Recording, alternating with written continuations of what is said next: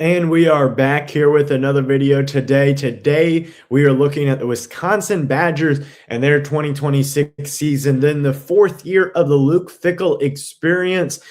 This is a make or break year for Fickell. Can he turn the program around or is he unable to? This is going to be the year that decides it. Can he finally get over 500? Finally get he did have that one 500 season, but it was 6-6. Then I'm sorry, 7-5, then lost the bowl game. So you got to do a little bit better than that if you want to be able to really solidify your job. And this is where we're at with this Wisconsin Badgers program. Fickell, 17-21 total record at Wisconsin. And my name is Reichley Ruby. Welcome to the Football Expert. Today, like I said, we are looking at the Wisconsin Badgers. Thank you all for joining me. Hit that subscribe button down below. Help me reach my goal of 6,500 subscribers before the end of June. It is completely and 100% free to hit that subscribe button. Only about 15% of people that watch these videos are subscribed. So let's get that number up higher than that. Let's get it closer to 30% where it has been before. Like the video if you enjoyed it. And then most importantly, comment your thoughts and opinions down below. Trying to build a community of people, including Wisconsin sports fans. I know I've had a lot of Wisconsin sports fans on my channel before, whether it was for Bears predictions or Notre Dame predictions or whatever it is. So hit that subscribe button and comment your thoughts down below. So let's get into today's schedule. And like I said, Notre Dame stuff. Notre Dame is the first game on the schedule for these Badgers in Wisconsin, in Green Bay more specifically. Technically, this is the home game for Notre Dame. This has been the back and forth series, obviously. But the last game was back in, I believe, 2021 or something. It was played in Soldier Field. And yeah, this is the return trip after all this time. It may have been in 2019. Yeah, I think it was 2019 when that first game happened. Notre Dame ended up killing Wisconsin. So this back and forth series was planned to be, I think, 2019 to 2020. And Luke Fickell was not the head coach at that point. He was still at Cincinnati. And this is finally in his fourth season making the return trip in the home and home. So fun times in this series. Obviously, Wisconsin and Notre Dame have a lot of deep ties with the former athletic director and Barry Alvarez. And honestly, it's a fun rivalry to see Notre Dame and the Big Ten as well that you see with other teams. I have this as a win here for the Irish. I think that the Badgers just do not have the firepower to be able to keep up with this Notre Dame offense because at the end of the day, Notre Dame does lose Jeremiah Love and they lose Jadarian Price. But if anybody's been following Notre Dame sports at all, CJ Carr is legit. Just look at his performance. One of the examples is against Arkansas. Arkansas, yes, was not a good team last year, but this is a guy that performed spectacularly against Arkansas. I think he had like 300 yards before the end of the first half. It was a crazy stat line. And at the end of the day, when watching that game, that's the quarterback that's going to be playing as he saw continual improvement. And it's something that most general sports fans don't see because after Notre Dame lost those first two games, they were sneaking back in little by little, back into the top 25, back into the top 15, back into the top 10. Unfortunately, missing out on the playoffs at the end of the day.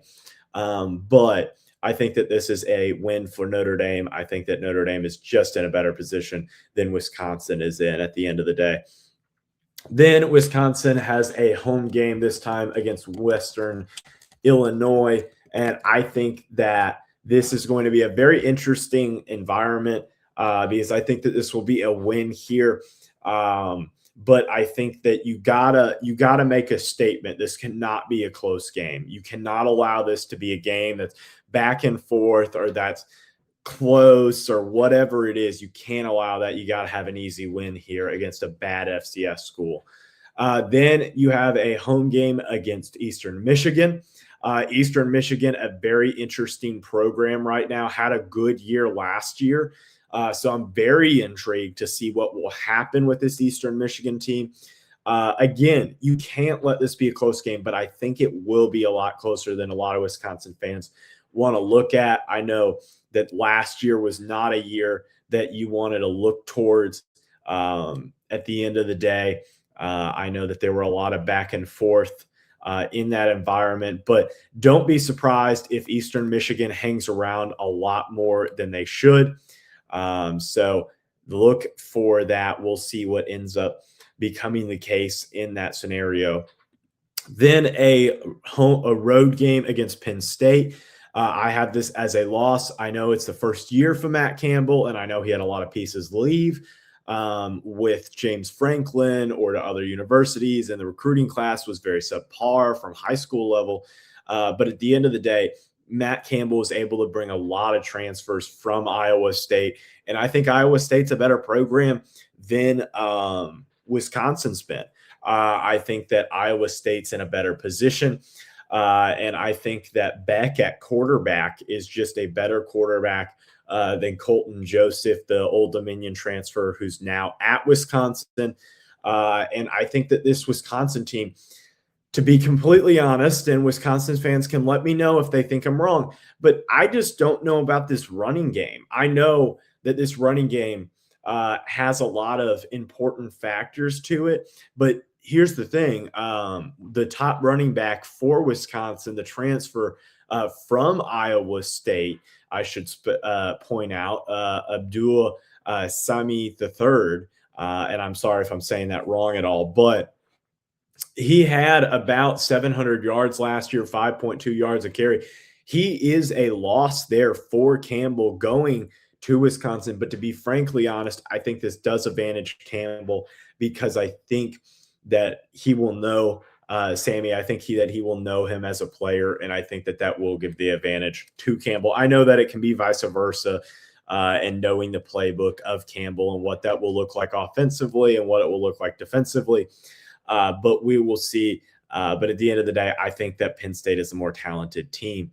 Then a home game against Michigan State, and I went back and forth on this one, whether it be a win or a loss. But this is where I think that the statement from Michigan State happens. I think they get a win and are able to get a win in enemy territory at Wisconsin, at Camp Randall.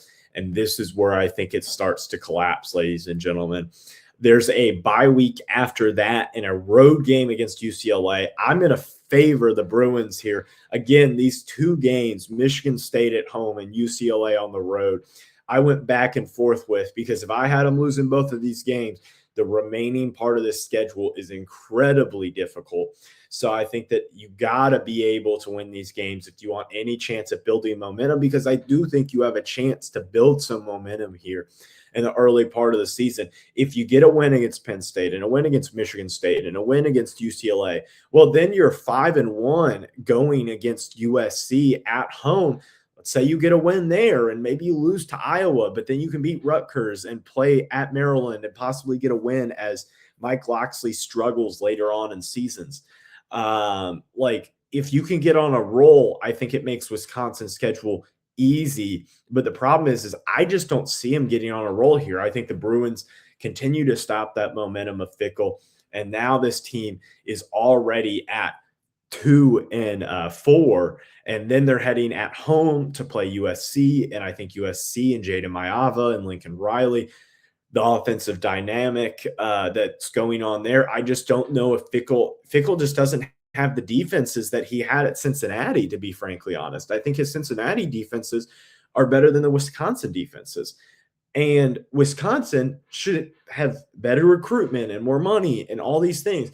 And it just doesn't seem to be there compared to what he was doing at Cincinnati. So I have this game as a loss against USC and then a road game against Iowa. I think that this is a loss. I think Iowa has Wisconsin's card the past few seasons.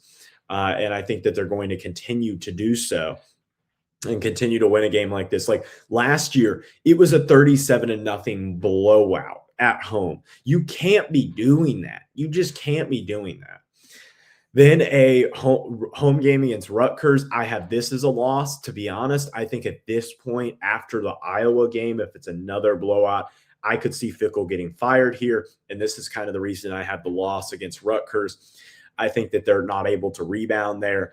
And I think that Iowa loss could be the closing door for Fickle's tenure.